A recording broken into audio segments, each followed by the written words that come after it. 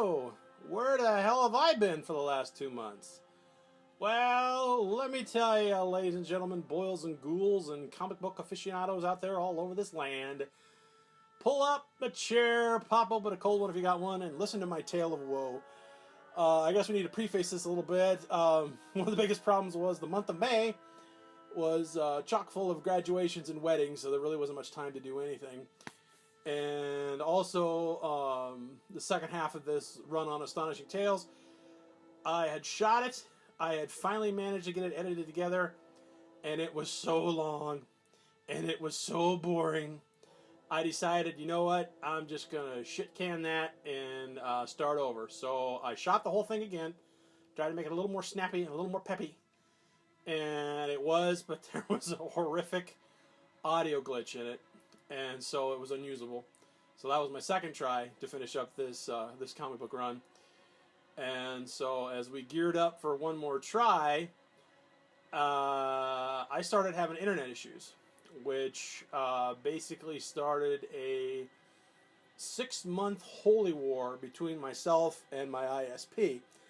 And we need to back this up first to late last year, where I was kind of having the same problems, where it just all of a sudden, no rhyme, no reason, my internet would just drop. You know, you get that little yellow triangle with the exclamation point on your computer. And this went on for months and months. I just bought a new router, and I thought maybe that was the problem, so I switched back to the old router, and that worked for maybe a week, and then it just slowly started doing that again. It would kick you off, and then it would magically heal itself. I know sometimes they tell you, unplug the router, unplug your modem, so it's like it was just weeks of trying to remember the correct three-punch combo of what to plug first, second, third, fourth, fifth to try to get your internet back. And so this went on for, like I said, almost a month. This was, this was late last year. And I finally got our local cable provider to my house, because I figured squirrels would shoot through the cable again outside. They looked at everything. They couldn't figure out. They said they couldn't figure it out, and they basically wound up putting the blame on my new modem. And they said because my router, excuse me, and they said their brand and modem did not communicate well with the model of router that I had. So I asked him kindly, so which router would you recommend? And the guy wouldn't commit to anything. So right then it's like, okay, well, this smells like horse shit. And so I said, I don't think it's the router at all. But anywho, I went, and I still had the receipt for this router, and I bought the warranty plan on it. So I was able to actually exchange that, got full price for it, upgraded, spent an extra $50 and got a better, more powerful router. So I get that home, I get that plugged in, and it works great. It seems to have solved things, and everything's hunky-dory for, from January through, the late part of May, where suddenly it just started dropping out again, over and over and over. And, there was times where it's like you get so frustrated because, like I said, you'd reboot everything, and it still wouldn't come up. You get mad, you leave, you come back 2 hours later, suddenly it's working again. And, you didn't do anything. And so this goes on and on and on. I call the cable company, and again, it's like they fill you full of excuses, and they're trying to tell me again it's the router, and it's like, you're full of crap. I think it's your janky-ass cheap modems that are the problem. Pardon my language, I was a little upset. So this drags on for, like I said, weeks and weeks and weeks, and we're not getting anywhere. And finally, I get fed up with it, and I basically cancel service with that ISP, and I switched to another one about 10 days ago, and ho ho ho Hosanna to thee, it's been working wonderfully with no problems ever since. So again, and after because I went on a rant on Twitter and Facebook about these problems that I've been having, and apparently I'm not the only one, as this ISP provider who's got a good chunk of the Midwest here. Everybody's having problems. Like I said, dropouts. It's not working. And again, they say they don't know what's going on, but again, I think it's their cheap ass modems that are the problem. But anyway, that's neither here nor there. That's behind us. Thank God. And so, with our new modem and router, we're going to try to move forward and try to tackle the second part of this complete run of Astonishing Tales, which features a character who might be familiar to some of you if you watched Marvel's Agents of Shoulda, Coulda, Woulda. So, sorry. Anyway, let's finally polish this run off, and I thank you again for your patience, and let's get to it.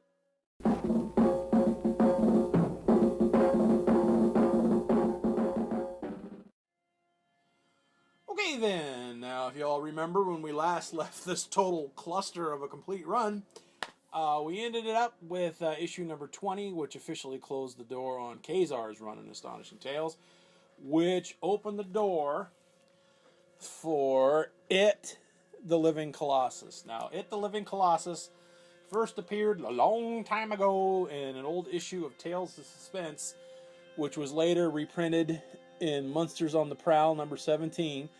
Another one of those great Kirby monsters with some inks by Dick Ayers. And the Colossus returned again a few issues later in Tales of Suspense, which was also reprinted on Monsters on the Prowl, which I just picked up as part of a lot, so stay tuned, hopefully for a haul video, which might see the light of day sometime this year, so who knows. But anyway, It, the Living Colossus, the tale's kind of weird. It's sort of a anti-Bolshevik take on the Gollum legend, where a scientist in an Eastern Bloc country, can't see those air quotes, built a giant robot to, get the oppressors to back off a little bit. But turns out this was then subsequently taken over by some alien invaders. And so the aliens took over the robot started running amok, but the robot was eventually vanquished due to the quick work of a Hollywood effects dude named O'Brien, who essentially tricked the aliens into abandoning the Colossus. And so the Colossus sort of lay dormant until it was resurrected in Astonishing Tales number 21, where O'Brien was still around, but now he's confined to a wheelchair, which sort of turned this series into sort of a knockoff of Johnny Sacco and his flying robot, where the guy would basically project his consciousness into the robot and, try to do good deeds. And so these adventures did not run for very long. Issue 22, issue 23, and issue 24, where it fought Fin Fang Foom. Now, the stories in these were actually kind of good. Unfortunately, it was kind of betrayed by the artwork, and the art was provided by Dick Ayers, who actually did the inking on those first Tales of Suspense stories. And I like Dick Ayers' art well enough, but he was not on his game right doing these issues because the art is pretty bad, and which is probably explains why it only lasted for 4 issues. And I think Ayers, that I read up on it, and they said he was kind of in a contractual dispute with Marvel at the time, like a lot of artists were, unfortunately, at the time, so that kind of explains some things. And as for the Living Colossus, it next appeared and met its demise in The Incredible Hulk number 244, where the Hulk basically pulverized it. But for the research shows that it was eventually resurrected, I think, in Deadpool. And last seen was currently roaming around on Monster Island somewhere. So, yay, the Colossus is not dead. Okay then, now where were we? Ah yes, the Astonishing Tales run, which leads us up to issue number 25, and the introduction of Deathlock the Demolisher. Now, Deathlock was the brainchild of writer Doug Monk. I also thought it was pronounced Mensch, but apparently it's Monk. And artist Rick Buckler, who was kind of all over the place and a little underappreciated in my book. Anyway, Deathlock was a guy named Luther Manning, a soldier from Detroit, who was killed and was later resurrected in the far-flung future of 1990 as a cyborg, and was the latest weapon developed by a giant military-industrial complex that had kind of taken over the country by then. This is written in 74, so, set, 15 years in the future. And so if you're kind of looking for a spiritual animal for this guy, RoboCop is a pretty good example. Also, you know, a lot of Deathlock's features kind of show up, echo in the ROM comics too, if we're being honest. Anyway, Luther basically breaks free of his programming, a little more like he makes friends with his programming. He refers to it as his pewter, and he basically takes on his creator, a dude named Stryker, and you know, trying to right wrongs and fight this oppressive government that he lives under, fighting mutants and everything. So that fight continues in issue number 26. And issue number 27. The Fury of the Warwolf. And issue number 28. And look out, his rifle's jammed. 5-1, and the payoff is death.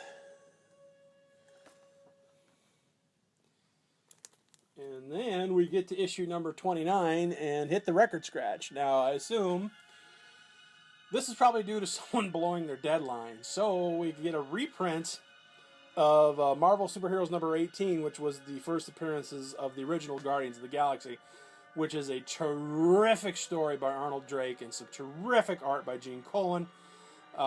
It's basically set in the far-flung future of the 31st century, so we're going a little further ahead, where all the planets in our galaxy have been colonized and all under the oppressive control of these aliens called the Badoon, which is probably one of the most underappreciated alien menaces in Marvel right now, as far as I'm concerned. It's either toss-up between them and the Dire Wraiths. But anyway, I digress. It's a great story. These old Guardians are a lot of fun.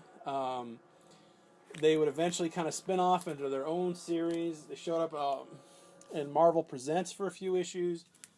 And then they had a great, great run in the Defenders, where they eventually won the war against the Badoon. And I think this is where we basically get the origin of Starhawk. That's the Sylvester Stallone character in the movies.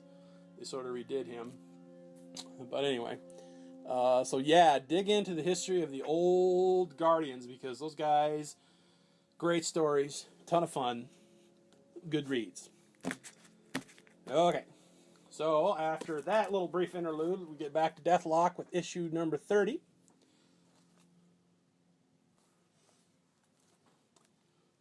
And issue number 31.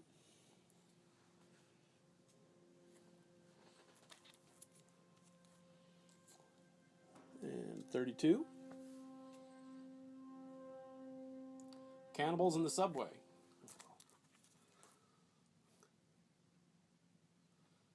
And issue number 33, which kind of starts the end game in his fight against Stryker. That's the dude with the mustache, if memory serves.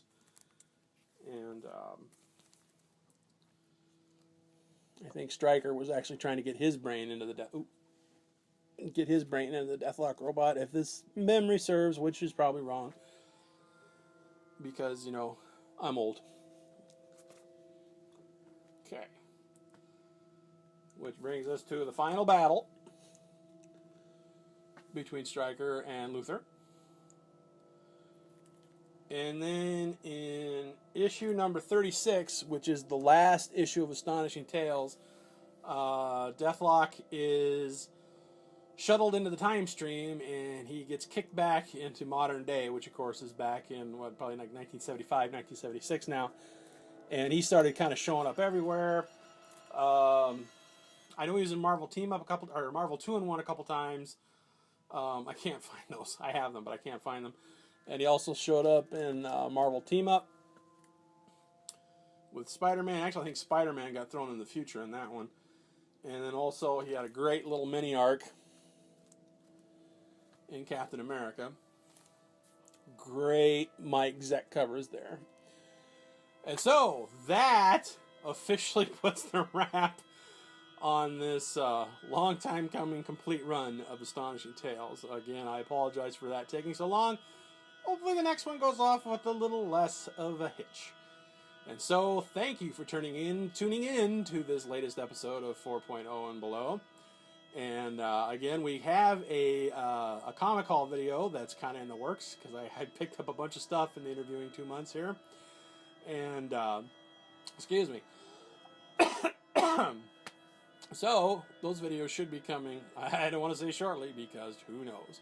So until then, remember to never, ever be embarrassed about what you can afford comic book-wise, and we'll catch you next time. Sooner than hopefully later. Bye-bye!